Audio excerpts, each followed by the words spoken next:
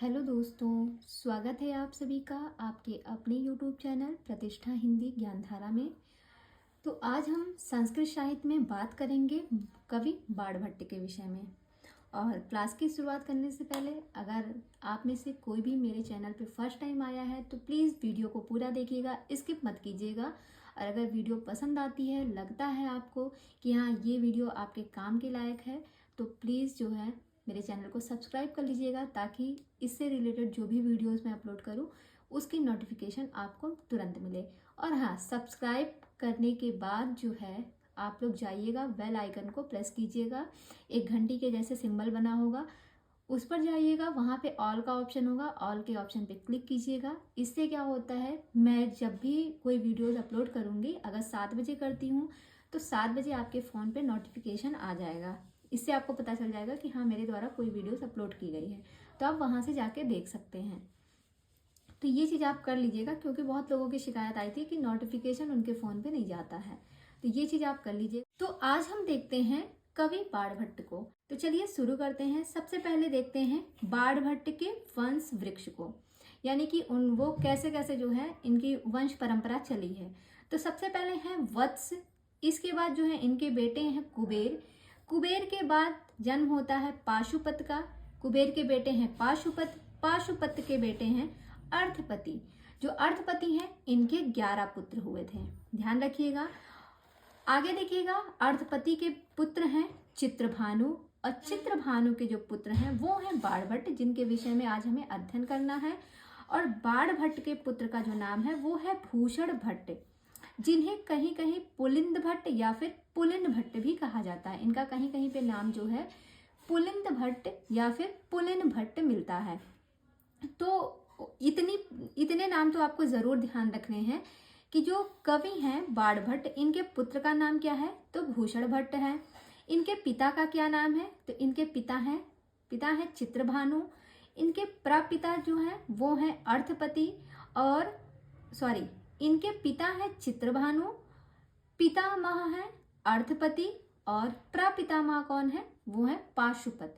तो कम से कम इतने लोगों का नाम तो आप जरूर ध्यान रखिएगा। प्रश्न कहीं से भी पूछ सकता है कि बाणभट्ट के प्रपितामह कौन है, तो वो है पाशुपत।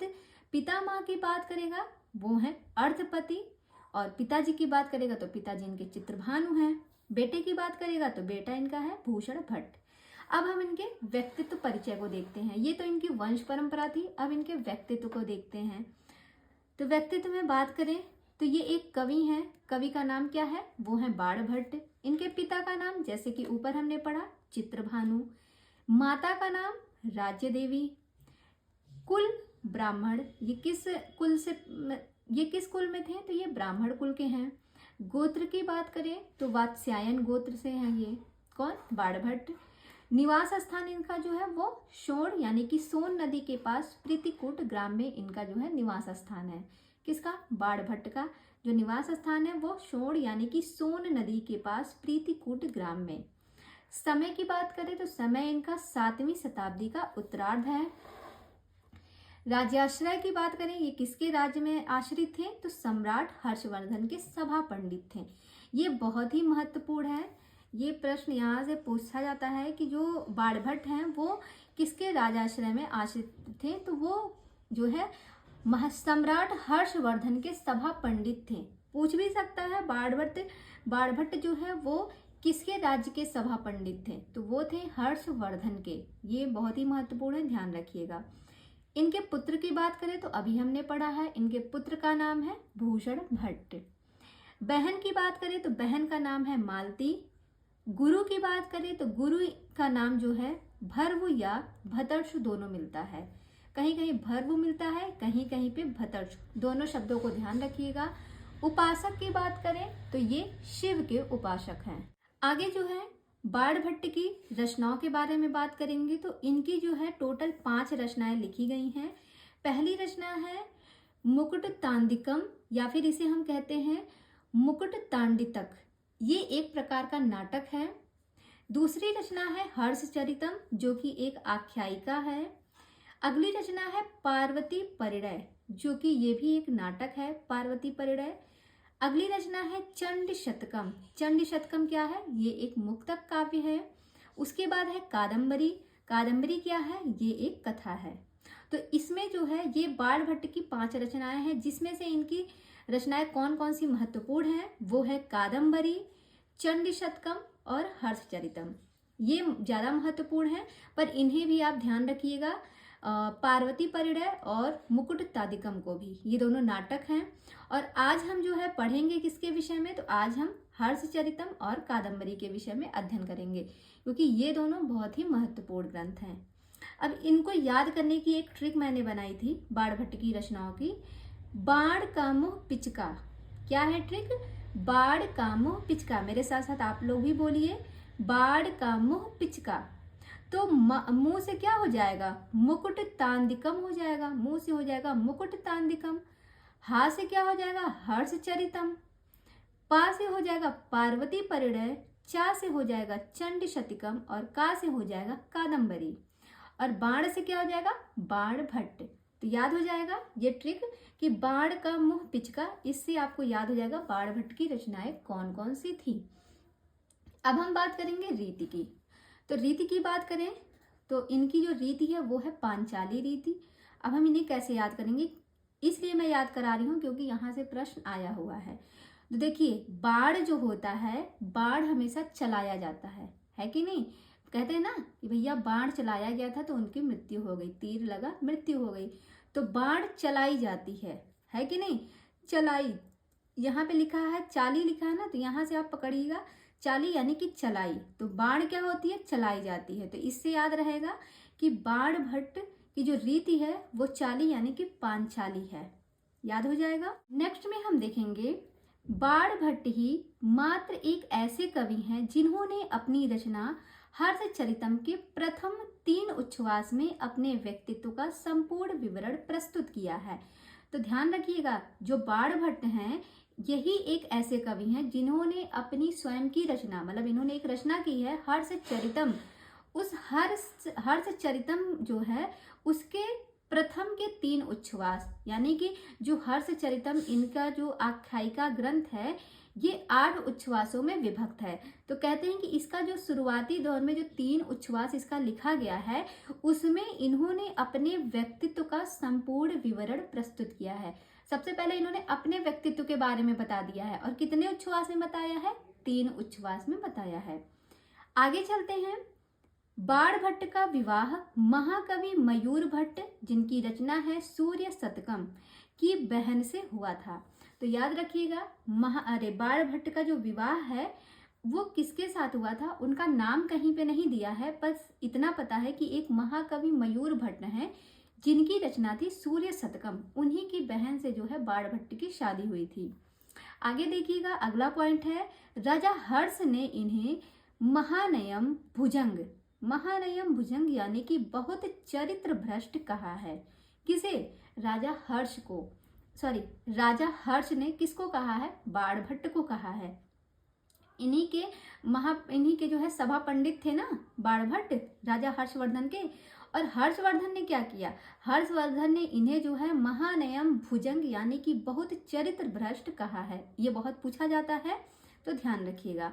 आगे देखते हैं। हर्ष का राज्याभिषेक अक्टूबर 606 ईस्वी में हुआ है। अब हम बात करेंगे बाण भट्ट की उपाधियों के विषय में। तो इनको जो उपाधियां दी गई हैं वो देख लेते हैं। एक उपाधि है भट्ट बाणस्य भारतीयम, भट्ट बाणस्य भारतीयम। ये उपाधि जो है गंगा देवी ने दी है। किसको दी है? बाण भट्ट को जो है गंगा देवी ने एक उपाधि दी है भट्ट बाणस्य भारतीयम। दूसरा है पंच बाणस्तु बाणः, ये उपाधि किसने दी है? तो ये जयदेव के द्वारा दी गई है। दूसरा है बाणस्तु पंचानन, पंचाननः, ये उपाधि जो है श्री चंद्रदेव के द्वारा दी गई है। बाणस्तु पंचाननः, ये श्री चंद्रदेव के द्वारा दी गई है। और पंच बाणस्तु बाणः, ये किसके द्वारा दी गई है? तो ये जयदेव के द्वारा दी गई है। अगली है कविता कामनी कौतुक। तो कविता कामनी कौतुक इन्हें किसने कहा है? जयदेव ने कहा है। ये उपाधि जयदेव ने दी है, कविता कामनी कौतुक। और यहाँ पे है कविता कानन केसरी, तो कविता कानन केसरी किसने कहा है? चंद्रदेव ने कहा है। देखिए यहाँ पे अगर कानन को आप आनन बना लीजिए तो आनन मतलब होता है मुख, और आपने देखा होगा जितना भी आपने व्याकरण हिंदी साहित्य पढ़ा होगा, हर जगह जो है मुख की जब तुलना की जाती है तो हमेशा चंद्र से की जाती है। किससे की जाती है? कि आपका मुख तो चंद्र के समान है, हमेशा चंद्र से तुलना की जाती है, उपमा दी जाती है। तो किसकी? मुख की। तो याद रखिएगा कवितानन केसरी ये चंद्रदेव ने कहा है। और कविता कामिनी कौतुक किसने कहा है? जयदेव ने कहा है। आपने पढ़ा होगा कविता कामिनी विलास, ध्यान रखिएगा कविता कामिनी विलास जो है ये कहा गया है कालिदास को, कविता कामिनी कौतुक कहा गया है जयदेव को। और अगर प्रश्न आ जाए कविता कामिनी कांत की संज्ञा किसको दी गई है, तो वो कहा गया है नाथूराम शर्मा शंकर को। तो ये 3 महत्वपूर्ण पॉइंट है, कहीं अगर कॉपी वॉपी लेके बैठे हैं तो आप प्लीज़ उसमें ये तीनों को एक साथ नोट डाउन कर लीजिएगा ताकि आपको चीज़ें हमेशा याद रहें, क्योंकि सब मिलती जुलती हैं, किसने किसको कौन सी उपाधि दी थी तो कन्फ्यूजन हो सकता है, ध्यान रखिएगा। आगे है लास्ट, देखिएगा यहाँ पे वश्यवाड़ी कवि चक्रवर्ती, ये किसने कहा है? हर्षवर्धन ने कहा है। एक तो हर्षवर्धन ने क्या कहा है, स्टार्टिंग में हमने पढ़ा, इन्होंने कहा है महानयम भुजंग, यानी कि बहुत चरित भ्रष्ट, किसको कहा? बाणभट्ट को। और एक उपाधि इन्होंने दी है वश्यवाड़ी कवि चक्रवर्ती। भाई राजा हर्षवर्धन ने अपने सभा में इनको स्थान दिया था, किसको? बाणभट्ट को। इसको आप ऐसे याद कर सकते हैं कि हर्षवर्धन क्या सोचते हैं, जब इन्होंने देखा होगा कि बाणभट्ट तो इतने अच्छे कवि हैं, इन्होंने इतनी रचनाएं कर दी हैं, तो इन्होंने सोचा कि ये जो कवि है ना, इस कवि के वश में, ये जो कवि है इस कवि के वश लिखा है ना, इस कवि के वश में तो इसकी वाणी है, इसकी वाणी तो इस कवि के वश में है। तो क्या करते हैं, यही बातें सोच के हर्ष जो है इन्हें अपने राज दरबार में रख लेते हैं, किसको? हर्षवर्धन को। यानी कि वश्यवाड़ी कवि चक्र, यानी कि ये जो कवि है इसके वश में इसकी वाणी है, और ये चीज जान के विशेषता हर्षवर्धन जो है इन्हें अपने दरबार में रख लेते हैं। इस तरीके से आपको याद रहेगा वश्यवाड़ी कवि चक्रवर्ती किसने कहा है, तो हर्षवर्धन ने कहा है। आगे देखेंगे इन्हें गद्य सम्राट कहा गया है, और गद्य सम्राट इन्हें कहा किसने है, तो बलदेव उपाध्याय ने इन्हें गद्य सम्राट की संज्ञा दी है। नेक्स्ट में देखेंगे वाड़ी बाड़ो बभुआ, ये किसने कहा है, तो ये कहा है गोवर्धनाचार्य ने। अगला है कविता तरु गहन विहरण मयूरा, ये किसने कहा है, तो ये कहा है वामन भट्ट ने। किसको कहा है? बाणभट्ट को। ये सारी जो उपाधियां दी गई हैं ये बाणभट्ट को दी गई हैं, और किसने कौन कौन सी दी हैं ये आप ध्यान रखिएगा। आगे है बाड़ह कविना मिह चक्रवर्ती, तो ये कहा है शोढल ने कहा है। वाड़ी बाड़स्य मधुर शीलस्य, ये कहा है धर्मदास ने। तो देखिए जब कोई भी धर्म की बातें बताता है तो बहुत मधुर वाणी में बताता है। वाड़ी बाड़स्य मधुर शीलम, ये कहा किसने है बाणभट्ट को? ये कहा है धर्मदास ने। तो जब कोई धर्म की बातें बताता है तो बहुत ही मधुर वाणी में जो है धर्म की बातें करता है, गुस्से में नहीं करता है, मधुर वाणी में धर्म की बातें बताता है। मधुर वाणी में बताएंगे तभी तो उनके धर्म को लोग समझेंगे कि अच्छा इनके धर्म में ऐसी ऐसी चीजें होती हैं, तब तो बहुत अच्छा है। अगर उग्र रूप में बताएंगे तो कोई भी इनके धर्म को नहीं अपनाना चाहेगा। तो इस तरीके से याद रखिएगा मधुर वाणी बाड़ा से किसने कहा? धर्मदास ने। आगे है तुरंग बाड़, ये आलोचक ने कहा है। आगे है यादृक गद्य विधौ बाड़ा पद्य बंधे अपि तादृशः, ये कहा है भोजराज ने। बाड़ोच्छिष्टम जगत सर्वम, ये कहा है किसी आलोचक ने। और लास्ट में है गद्य कवि नाम निक्षम वदंती, ये भी आलोचक के द्वारा कहा गया है। तो ध्यान रखिएगा ये बहुत ही महत्वपूर्ण है, कई बार परीक्षा में पूछी गई है कि ये लाइन जो है किसके लिए कही गई है, तो बाणभट्ट के लिए कही गई है। गद्य कवि नाम निक्षम वदंती तुरंग बाणभट्ट। और पीछे की जो 2-3 लाइनें अभी इसके पहले हमने बताई है, तो जिस पे मैंने इंपॉर्टेंट लिखा है वो तो जरूर याद करिएगा। बाकी ये सारी उपाधियां जो है बाणभट्ट को दी गई है। तो ये हमने देखा बाणभट्ट के विषय में, क्योंकि बाणभट्ट को जब हमने शुरू किया तो पहले हमें उनके बारे में जानकारी होनी चाहिए कि वो कौन है, उनके विषय में लोगों ने क्या क्या बातें कही हैं, उनकी रचनाएं क्या हैं, उनके माता पिता कौन हैं, बाकी चीज़ें हमने जान ली। अब उनके ग्रंथों को हम देखते हैं। तो सबसे पहले हम बात करते हैं हर्षचरितम्। देखिए, इसके लेखक कौन है? बाणभट्ट हैं।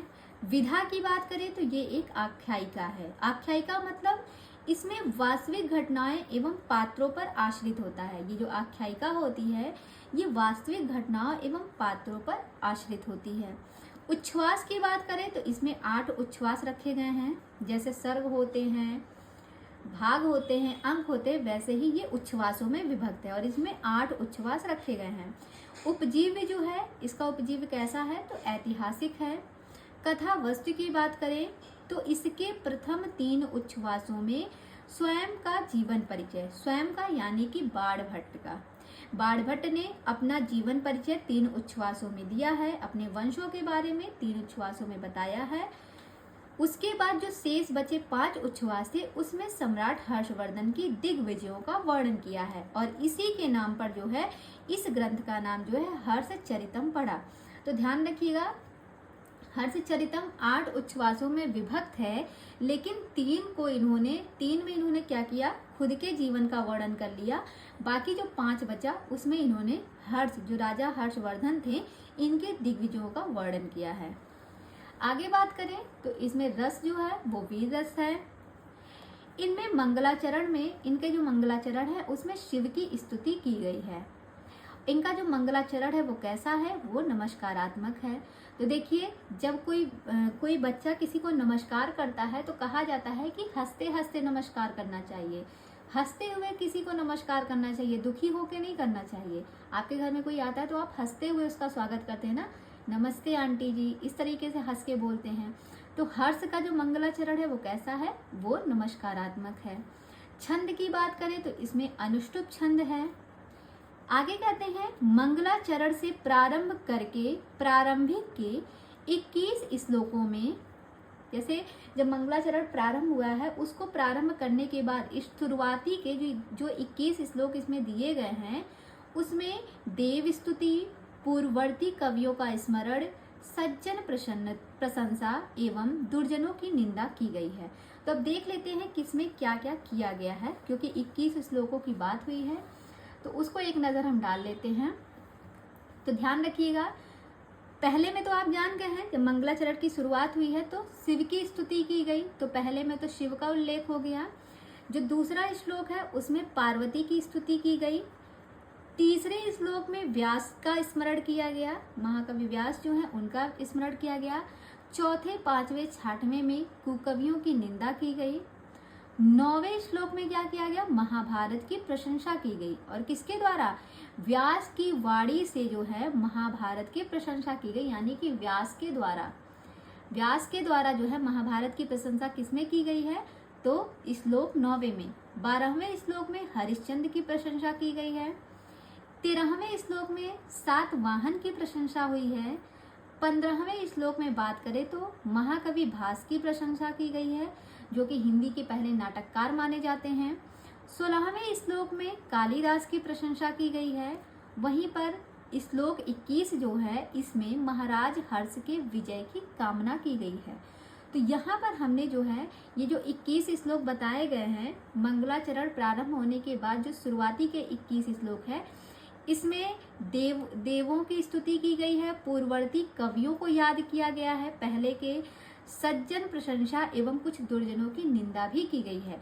तो जो महत्वपूर्ण थे उन श्लोकों को मैंने लिख दिया है। जैसे जो पूर्ववर्ती कवि थे, हर्षवर्धन हो गए, भास हो गए, कालिदास हो गए, तो ये सभी महत्वपूर्ण है। इन लोगों को याद रखिएगा किस श्लोक में किसकी प्रशंसा की गई है। अब हम बात करेंगे बाणभट्ट की जो अगली रचना है वो है कादम्बरी। कादम्बरी जो है एक कथा है। अगर विधा की बात करें तो ये क्या है? ये एक कथा है। लेखक कौन है? तो बाणभट्ट हैं। कादम्बरी का अर्थ जो है वो मदिरा होता है। कहीं कहीं ये भी प्रश्न आता है कि कादम्बरी का अर्थ क्या है, तो इसका अर्थ होता है मदिरा। और कादम्बरी जो है इसे दुनिया की सबसे पहली नॉवेल मानी जाती है। ये इसकी सबसे बड़ी विशेषता है कि कादम्बरी जो है ना ये दुनिया की सबसे पहली नॉवेल मानी जाती है। अब इसका सामान्य परिचय देख लेते हैं। विधा को हमने जाना कि ये कथा है। विभाजन जो है इसका दो भागों में किया गया है, एक है पूर्वार्ध और दूसरा है उत्तरार्ध। देखिएगा, ये जो कादम्बरी जो रचना की गई थी, ऐसा कहा जाता है कि ये इसकी जो रचना हुई थी वो बाणभट्ट ने पूरी नहीं की थी। बाणभट्ट ने केवल पूर्वार्ध भाग को लिखा था, इसके उत्तरार्ध भाग को इनके बेटे पुलिन भट्ट ने किया था। तो याद रखिएगा, बाणभट्ट की ये रचना उनके द्वारा अधूरी रह गई थी, इनको पूरा किसने किया था? तो पुलिन भट्ट के द्वारा ये ग्रंथ जो है वो पूरा हुआ था। आगे बढ़ते हैं। इसमें प्रधान रस की बात करें तो प्रधान रस है श्रृंगार। उपजीव्य की बात करें तो गुडाढ़ की वृहत कथा है। नायक इसमें है चंद्रापीठ। नायिका की बात करें तो नायिका है कादम्बरी। सहनायक है वैशंपायन। सहनायिका है महाश्वेता। वैशिष्ट की बात करें तो इसमें 3 जन्मों की कथा बताई गई है। ये जो कादम्बरी है इसमें 3 जन्मों की कथा वर्णित है। किसमें? कादम्बरी में। प्रश्न बनता है कि जो कादम्बरी की जो कथा है वह कितने जन्मों की कथा है? तो ये 3 जन्मों की कथा है। इसमें नायक कौन है? चंद्रापीठ है। नायिका कौन है? कादम्बरी है। सहनायक है वैशंपायन और सहनायिका है महाश्वेता। अब हम इनके कुछ प्रमुख पात्रों की बात करते हैं। तो इसमें जो नायक हैं वो है चंद्रापीठ, जो कि नायक है। कादम्बरी है नायिका। फिर है पुंडरीक। उसके बाद है महाश्वेता। महाश्वेता जो कि सहनायिका है, अभी हमने ऊपर पढ़ा है। और जो सहनायक हैं वैशंपायन, उन्हीं का नाम जो है वो है पुंडरीक। ध्यान रखिएगा, पुंडरीक जो हैं वो कौन थे? वो थे वैशंपायन। आगे देखेंगे, अगले हैं शूद्रक। शूद्रक जो है यही पहले जन्म, जब पहला जन्म था, क्योंकि इसमें 3 जन्मों की कथा है, तो जो पहला जन्म हुआ था उसमें जो तीसरे जन्म में जो शूद्रक है वही पहले जन्म में राजा थे, इसलिए मैंने यहाँ पे लिखा है पहले जन्म में राजा। जो तीसरे जन्म में शूद्रक हैं वही पहले जन्म में राजा थे। और जो यहाँ पे पुंडरीक लिखा है ना, पुंडरीक, ये पहले जन्म में क्या थे? पहले जन्म में ये पुंडरीक थे और उसके बाद जो है तीसरे जन्म में ये क्या बन जाते हैं? ये शुक बन जाते हैं, एक तोता बन जाते हैं। और दूसरे जन्म में जो है ये वैशंपायन बनते हैं। तो इसकी स्टोरी जब आपको बताएंगे तब आपको समझ में आएगी। अभी हम पात्रों को पढ़ते हैं। फिर आगे है तारापीठ। तारापीठ जो है वो चंद्रापीठ के पिता थे। तारापीठ के बाद आती है विलासवती। विलासवती चंद्रापीठ की माँ है। फिर है सुकनास। सुकनास जो है ये चंद्रापीठ का मंत्री है।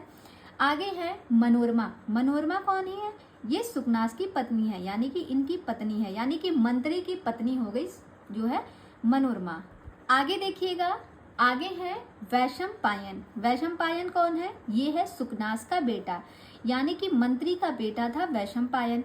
और राजा का बेटा जो था उसका क्या नाम था? वो था चंद्रापीठ। आगे है इंद्रायुध। इंद्रायुध जो है ये घोड़े का नाम है। जाबाली। जाबाली जो है ये हारित के पिता हैं। जाबालित को याद करिएगा, जाबाली को, जाबाली ही हैं जिन्होंने पूरी कथा सुनाई है, इसलिए ये जाबाली ऋषि जो है ना, इनका नाम पूछा जाता है। इन्होंने ही जो शुक है, जो तोता है, उसको पूरी स्टोरी बताई थी। किसने? जाबाली ऋषि ने। आगे है चांडाल कन्या, जो कि पूर्व जन्म में क्या रहती हैं? लक्ष्मी रहती हैं। पूर्व जन्म में ये लक्ष्मी रहती हैं। और यहाँ पे हारित जो रहते हैं, जिनके पिता हैं जाबाली, हारित जो है वही शुक को, तोते को जो है जाबाली के पास लेकर आते हैं। तब जाबाली जो है उन्हें पूरी कहानी सुनाते हैं। तो कहानी शुरू होती है। एक थे राजा शूद्रक, जो कि विदिशा के राजा थे। उनके पास एक दिन एक चांडाल कन्या आती है। वो अपने साथ एक सुक को लेकर आती है। सुक यानी कि एक तोते को लेकर आती है। तोता जो है एक विलक्षण प्रतिभा का धनी था, मतलब कि उसको संस्कृत में श्लोक, शास्त्रों का ज्ञान और बहुत सी चीज़ों को भी बोलता था। वो बातचीत भी बहुत अच्छे से करता था।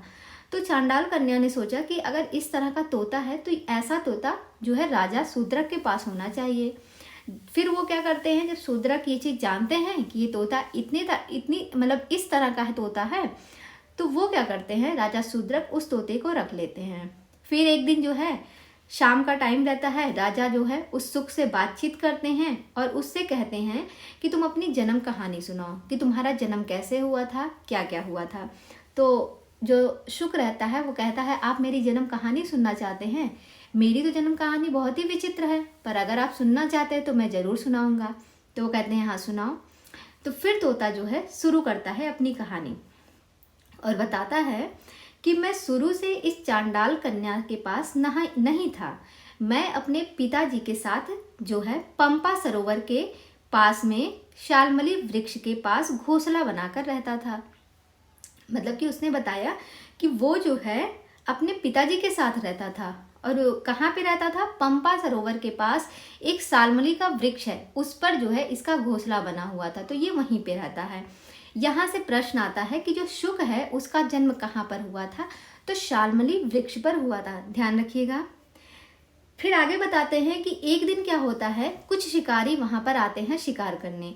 ये देखकर जो है उसके पिता डर जाते हैं और वो क्या करते हैं, वो जो है शुक को अपने पंजों में दबा लेते हैं।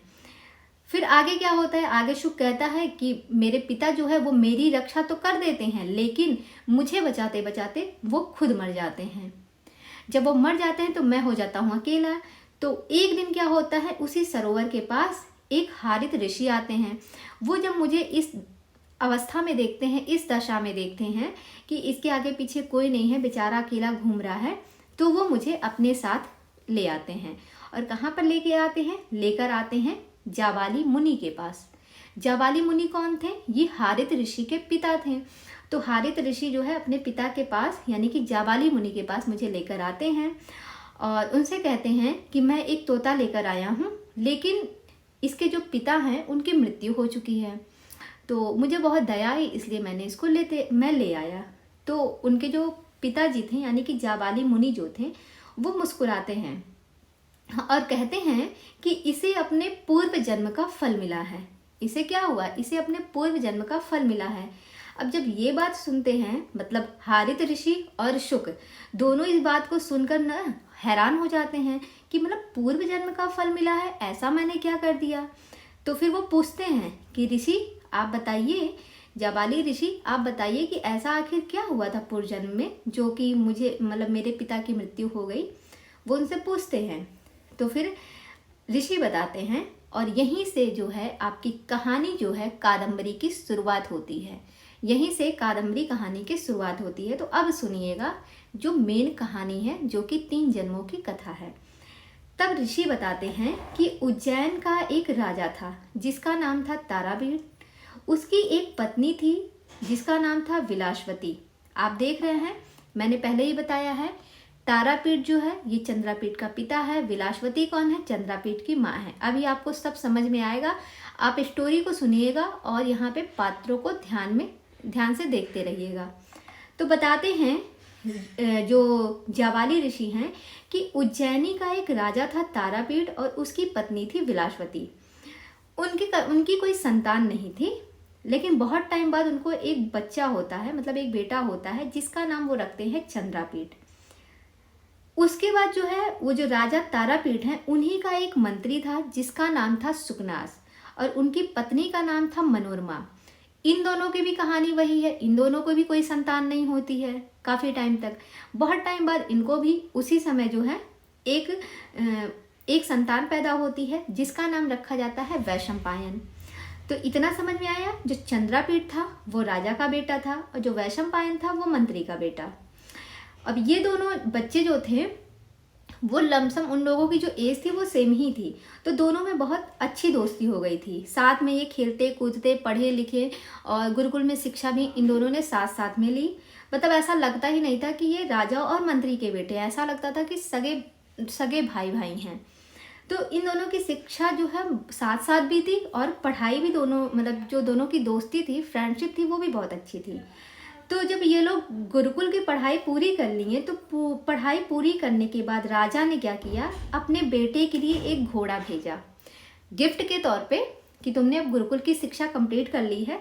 तो उपहार के तौर पे राजा ने क्या किया, अपने बेटे यानी कि चंद्रापीठ के लिए एक घोड़ा भेजा और उस घोड़े का नाम क्या था, इंद्रायुध। उस घोड़े को भेजा, तो जो कि किसको मिला, चंद्रापीठ को मिला, क्योंकि चंद्रापीठ के लिए गया था। उसके बाद फिर क्या करते हैं, फिर जो तारापीठ है वो फिर दोनों यानी कि चंद्रापीठ और वैशंपायन दोनों को दिग्विजय प्रस्थान के लिए भेज देते हैं। जब ये लोग गुरुकुल की शिक्षा कंप्लीट कर लेते हैं तब तारापीठ क्या करते हैं, जो कि राजा हैं, वो इन दोनों को यानी कि चंद्रापीठ को और वैशंपायन को दोनों को दिग्विजय प्रस्थान के लिए भेज देते हैं। अब दिग्विजय प्रस्थान क्या है, तो दिग्विजय प्रस्थान मतलब कि जाओ मेरे राज्य को बढ़ाओ, जो उनका राज्य और जगहों पे फैला हुआ है, जाओ मेरे राज्य को अब तुम लोग आगे बढ़ाओ, ये होता है दिग्विजय। तो इसी प्रस्थान के लिए इन दोनों लोगों को भेज देते हैं। कौन? तारापीठ यानी कि राजा भेजते हैं। अब ये दोनों लोग चले गए। एक दिन क्या होता है, जो चंद्रापीठ है वो एक दिन अकेले ही शिकार पर निकल गया। आपने देखा, आपने सुना कि ये लोग जब पैदा हुए हैं तब से लेकर इन दोनों लोगों ने, मतलब चंद्रापीठ और वैशंपायन ने साथ साथ हर चीज़ की।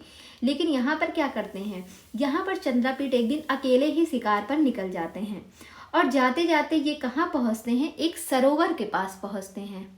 और उस सरोवर का नाम क्या रहता है, उस सरोवर का नाम रहता है अच्छोद सरोवर। उस सरोवर के पास पहुंच जाते हैं शिकार करते करते, और जब वहां पे पहुंचते हैं तो उनको उस सरोवर के पास जो है एक लड़की नजर आती है। किसको? चंद्रापीठ को, क्योंकि चंद्रापीठ अकेले निकले थे शिकार पे। तो देखिए उस सरोवर का नाम पूछा जाता है, सरोवर का नाम है अच्छोद सरोवर। तो जब वहां पे पहुंचते हैं तो वहां पर चंद्रापीठ को एक लड़की नजर आती है जिसका नाम रहता है महाश्वेता। अब ये बताती है महाश्वेता कि वो सरोवर के पास कर क्या रही थी। जब सरोवर के पास पहुंचते तो उनको महाश्वेता नजर आती है। फिर महाश्वेता जो है अपनी कहानी बताती है चंद्रापीठ को कि वो सरोवर के पास क्या कर रही है। बताती है कि पुंडरीक नाम का एक आदमी था। महाश्वेता बताती है चंद्रापीठ को कि पुंडरीक नाम का एक आदमी था जो उस पर आसक्त हो गया था, मतलब कि उससे प्रेम करता था। लेकिन क्या होता है, अचानक से उसकी मृत्यु हो गई, अचानक से वो मर जाता है। तो महाश्वेता सोचती है कि मैं भी मर जाऊं। तभी जो है एक आकाशवाणी होती है कि तुम मरो मत, तुम्हारा प्यार तुम्हें मिलेगा। यानी कि जो तुम्हारा पुंडरीक है, जिससे तुम प्यार करती थी, जो तुम्हें प्यार करता था, वो तुम्हें मिलेगा, तुम मरो मत। इसके लिए जो है महाश्वेता ने प्रण कर लिया। वो मरती नहीं है, वो प्रण ले लेती है कि जब तक वो मिलेंगे नहीं, यानी कि जब तक मुझे मेरा पुंडरीक नहीं मिलेगा तब तक मैं कौमार्य व्रत रखूंगी।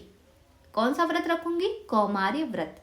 नाम को ध्यान रखिएगा, प्रश्न बन सकता है कि कौमार्य व्रत किसने रखा था? तो महाश्वेता ने रखा था, क्योंकि उसका प्यार जो है वो उससे दूर हो गया था। तो उसने रखा था कौमार्य व्रत कि जब तक वो नहीं मिलते तब तक मैं कौमार्य व्रत रखूंगी। अब ये कौमार्य व्रत क्या होता है? इस व्रत में जो होता है, जो लोग ये व्रत रखते हैं, जब तक ये व्रत चलता है तब तक कोई व्यक्ति जो है संभोग क्रिया नहीं कर सकता है। समझ में आया? तो ये इसीलिए जो है महाश्वेता क्या करती हैं, ये कौमार्य व्रत रखती हैं। और फिर उसके बाद है वो चंद्रापीठ को बताती हैं कि मैंने तो जो है कौमार्य व्रत रखा है। मेरी एक सहेली है कादम्बरी, उसका नाम क्या है? कादम्बरी। उसने तो मेरे साथ साथ उसने भी जो है मुझे देखा देखी उसने जो है वो भी कौमार्य व्रत रख ली है। मेरे सामने तो मजबूरी है कि मैं जिससे प्रेम करती थी वो तो नहीं रहा, तो मैंने उसके लिए कौमार्य व्रत रखा है। लेकिन इसने जो है मुझे देखकर कि मैं अगर कर रही हूँ तो मेरी सखी भी जो है उस चीज़ को फॉलो कर रही है। होता है ना फ्रेंडशिप में कि अगर मेरी दोस्त कर रही है तो मैं भी करूँगी। तो वही बताती है चंद्रापीठ को महाश्वेता कि मेरी एक सखी है कादम्बरी, वो भी जो है मेरे साथ साथ इस व्रत को देखा देखी वो भी रखी हुई है। तो फिर जो है चंद्रापीठ क्या करते हैं, महाश्वेता के साथ चले जाते हैं कादम्बरी के पास उसको समझाने। और जब वो कादम्बरी के पास पहुंचते हैं और जब कादम्बरी को देखते हैं तो चंद्रापीठ जो हो जाते हैं, चंद्रापीठ उसको देखकर उस पर आसक्त हो जाते हैं। आसक्त यानी कि उससे प्यार करने लगते हैं। और फिर क्या होता है, कादम्बरी भी जो है उन पर आसक्त हो जाती है, यानी कि दोनों एक दूसरे को प्रेम करने लगते हैं, कादम्बरी और चंद्रापीठ। तभी क्या होता है, तभी उज्जैन से इनके पिता का बुलावा आ जाता है। इसी बीच में इनके पिता कौन थे? तारापीठ। राजा तारापीठ का बुलावा आता है। तो चंद्रापीठ क्या करते हैं, वो खुद तो नहीं जाते क्योंकि अब उनको उनका प्रेम मिला है, तो कैसे उसको छोड़ के जाएंगे। ये खुद तो नहीं जाते लेकिन वैशंपायन को भेज देते हैं। बाद में जब इनका यहाँ से काम खत्म होता है, थोड़ा टाइम स्पेंड करने के बाद कादम्बरी के साथ फिर ये बाद में क्या करते हैं, ये उज्जैन वापस लौटते हैं। और जब वापस लौटते हैं तो इनको पता चलता है कि वैशंपायन तो निकला तो पहले था लेकिन यहाँ तो पहुँचा ही नहीं।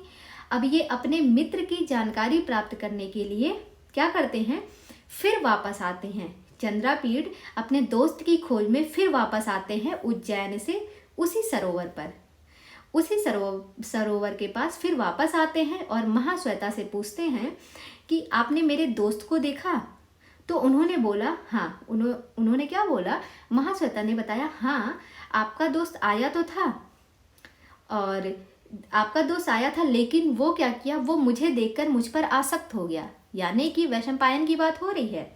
चंद्रापीठ जब अपनी दोस्त की खोज में फिर से जो है उज्जैन से उसी सरोवर के पास पहुंचता है तो महाश्वेता से पूछता है कि क्या तुमने वैशंपायन को देखा, वो मेरा दोस्त था? तो वो बताती हैं कि हाँ आपका दोस्त आया तो था लेकिन वो मुझ पर जो है आसक्त हो गया, और आपको तो पता है मैं एक तप कन्या हूँ, इसलिए मैंने उसको श्राप दे दिया और वो एक तोता बन गया। महाश्वेता ने श्राप दे दिया था और वैशंपायन क्या बन गया, वो एक तोता बन गया। यह सुनकर जो है चंद्रापीठ को बहुत दुख होता है कि मतलब मेरा दोस्त जो मेरे साथ बचपन से था आज उसको श्राप मिल गया है और वो एक तोता बन चुका है। यह सोचकर जो है चंद्रापीठ मर जाता है। उस मतलब सोच के वो कहता है मेरा जिंदा रहने का कोई मतलब नहीं है, वो मर जाता है। और जब वो मर जाता है तो इसकी मौत हो जाने के बाद कादम्बरी सोचती हैं कि जब चंद्रापीठ मर गया है तो मैं जी कर क्या करूँगी। फिर जो है कादम्बरी भी मरना चाहती हैं, लेकिन तभी जो है एक आकाशवाणी होती है और उसमें कहा जाता है कि तुम मरो मत, तुम्हारा प्यार जो है तुम्हें जरूर मिलेगा। अब देखिए महाश्वेता के टाइम पे भी आकाशवाणी होती है और यहाँ पर भी आकाशवाणी होती है कि तुम मरो मत। अब ये कादम्बरी के लिए आकाशवाणी हुई है कि तुम मरो मत, तुम्हारा प्यार तुम्हें जरूर मिलेगा। तो ये थी पूरी स्टोरी। अब इसमें जो ये आपने 2 सर्गों की कथा सुन ली, मतलब 3 जन्मों की कथा थी, 2 जन्मों की कथा मैंने सुनाई। जो पहला जन्म था उसमें जो है ये जो चंद्रापीठ है ये चंद्रमा, पहले जन्म में चंद्रमा था, और जो वैशंपायन है ये पहले जन्म में क्या था, ये पहले जन्म में पुंडरीक था। तो क्या होता है इन दोनों की पहले जन्म में चंद्रमा और पुंडरीक की जो है लड़ाई हो जाती है, और लड़ाई जब हो जाती है दोनों की तो इन दोनों को श्राप मिलता है कि ये लोग जो है बार बार जन्म लेते रहेंगे और बार बार मरते रहेंगे, और तीसरे जन्म में जो है जब तीसरी बार जन्म लेंगे तब जो है इनका जो श्राप है उसकी समाप्ति होगी। ठीक है, तो पहले जन्म में जो है चंद्रमा जो है, जो चंद्रापीठ है वो क्या था, वो चंद्रमा था, और पहले जन्म में जो वैशंपायन है वो पुंडरीक था। उसके बाद दूसरे जन्म में चंद्रमा बना चंद्रापीठ और पुंडरीक क्या बना, वैशंपायन। और तीसरे जन्म में वही जो चंद्रापीठ है वो बना शूद्रक, और वैशंपायन क्या बना, वैशंपायन बना शुक। और तीसरा जन्म जो है वही देखिए जो शुक जो है, जो शूद्रक को पूरी कहानी सुना रहा है वो उसका दोस्त निकला। अब उसके बाद जो है ये जन्म में जाके इन लोगों का जो है वो श्राप मुक्त हो जाते हैं, मतलब श्राप वाली जो उनको श्राप मिला था वो समाप्त हो जाता है, और फिर ये दोनों लोग अपने अपने प्यार से मिलते हैं। मतलब कि महाश्वेता से जो है वैशंपायन की मुलाकात होती है, शूद्र की मुलाकात होती है, सुक की मुलाकात होती है तोते की, और जो कादम्बरी रहती हैं उनकी मुलाकात होती है चंद्रापीठ यानी कि जो शूद्रक है। तो उस श्राप मुक्त हो जाते हैं जब ये लोग, तो इन लोगों को अपना प्यार मिल जाता है। तो ये थी पूरी स्टोरी। उम्मीद करते हैं आपको ये कहानी समझ में आई होगी। कोशिश तो मैंने किया है समझाने का, अगर नहीं समझ में आया होगा तो एक बार आप इस कहानी को फिर से जो है दोबारा सुनिएगा तो आपको कहानी अच्छे से समझ में आ जाएगी। इसकी कहानी को तो हमने देख लिया, अब इसमें कुछ और महत्वपूर्ण पॉइंट हैं उनको हम पढ़ लेते हैं। तो अगर बात की जाए कादम्बरी की रीति की बात, तो इसमें जो है पांचाली रीति का प्रयोग किया गया है। नायक जो थे यानी कि जो चंद्रापीठ थे वो धीरोदात्त नायक हैं। नेक्स्ट पॉइंट है कि कादम्बरी की जो नायिका हैं, कादम्बरी की नायिका, कादम्बरी जो कादम्बरी कथा है इसकी नायिका जो कादम्बरी हैं वो विवाह से पूर्व परकीया मुग्धा नायिका थी, किंतु विवाह के बाद जो है यह स्वकीया मध्या नायिका हो गई थी। परकीया मुग्धा नायिका मतलब कि विवाह के पूर्व परकिया मतलब होता है कि जो वो स्त्री जो एक पुरुष पर ना आश्रित रह के उनका प्यार जो है वो और लोग मतलब दूसरों से भी रहता हो, एक ही पर ना आश्रित हो, वो अन्य के साथ भी रहती हो, उन्हें कहा जाता है परकिया।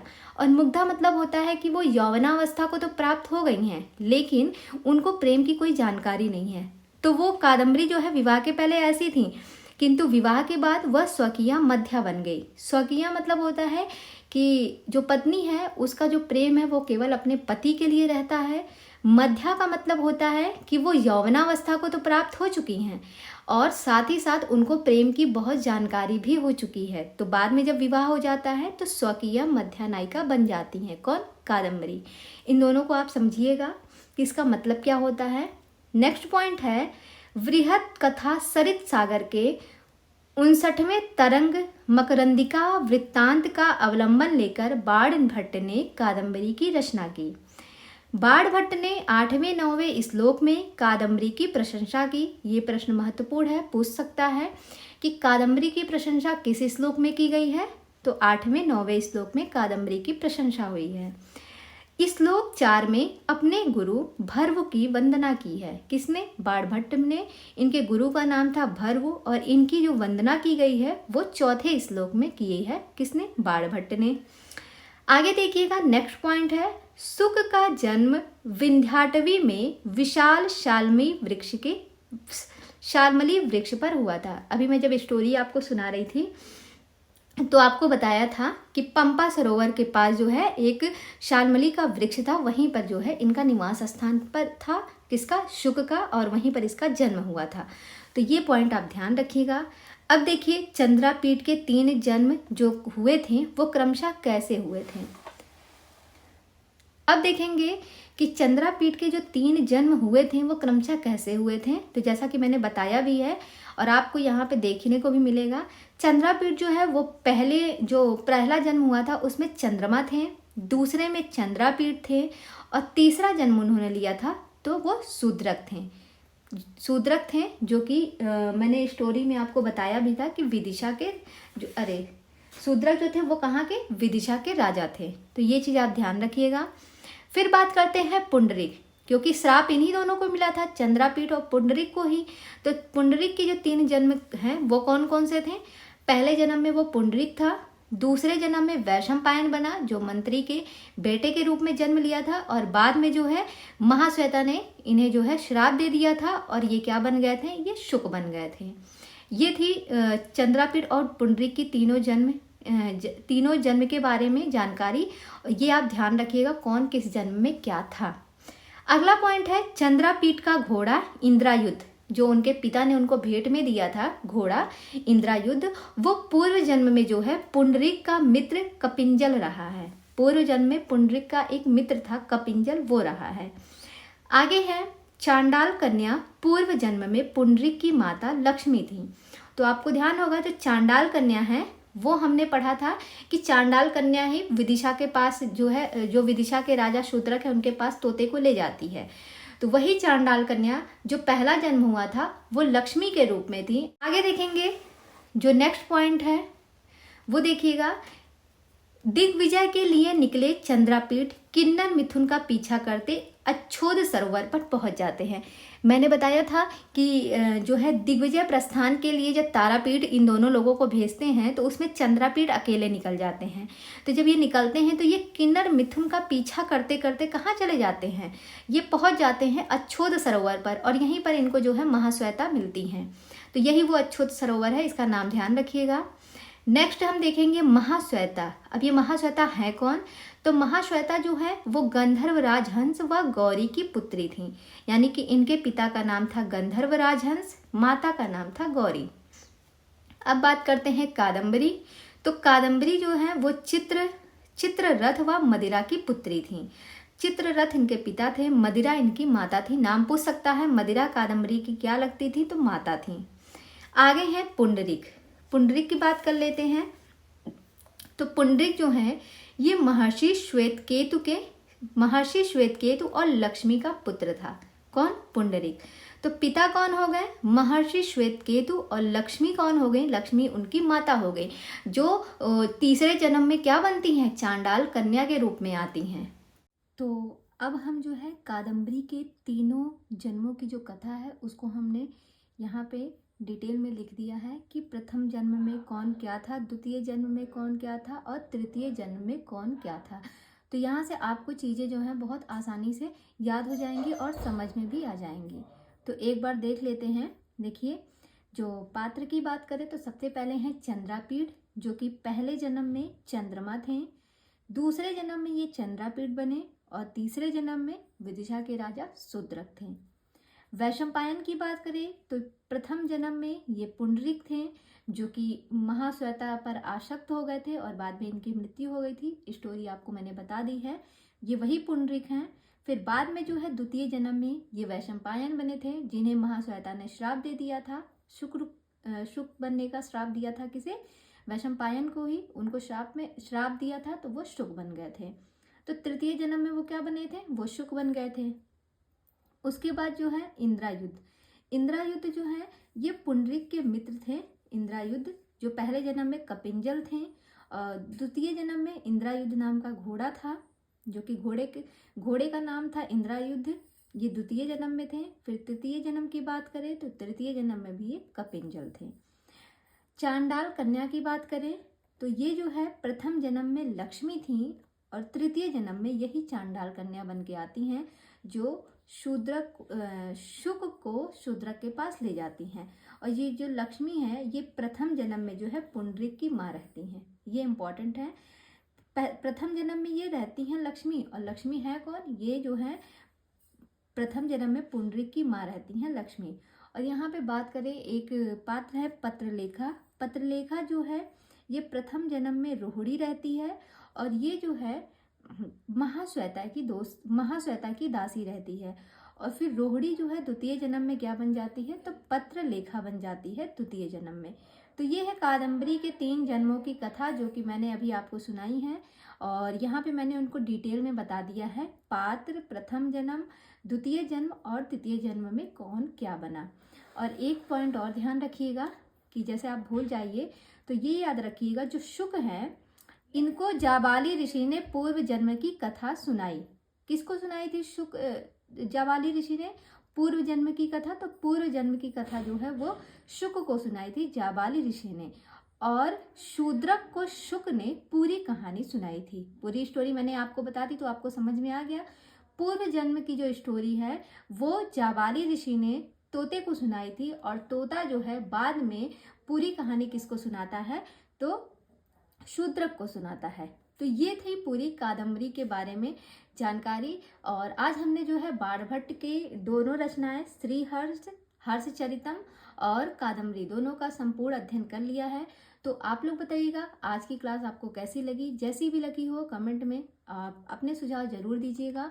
और कल हम मिलते हैं एक नए लेखक के साथ और फिर उनकी रचनाओं को कल हम जो है देखेंगे। तो आज के लिए इतना ही। धन्यवाद।